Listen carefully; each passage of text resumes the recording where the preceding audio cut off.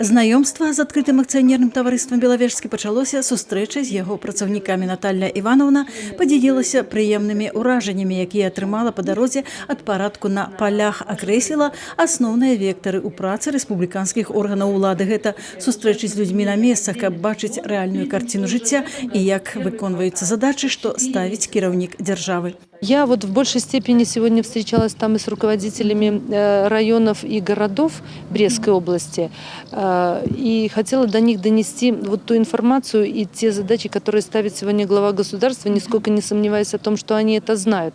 Но вместе с тем очень хотела сделать акцент на том, что они должны понимать, что они отвечают за территорию, вверенную им, и за людей, которые живут на этой территории.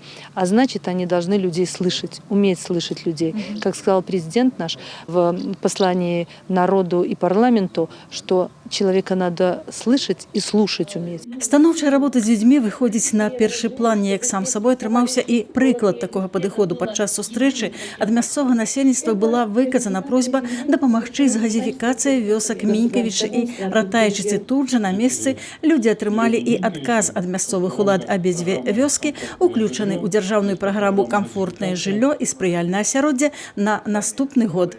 Не всегда это получается.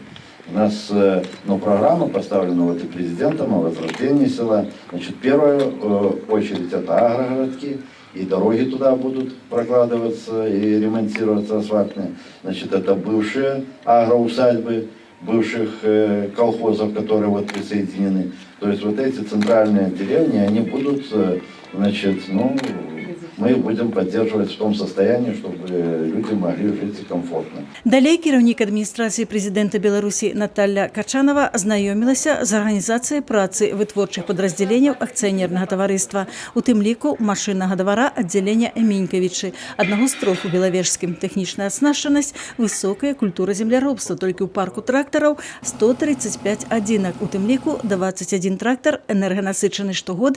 Лінейка сельгастэхнікі абнаўляецца, ёсць праца, есть люди, есть экономика.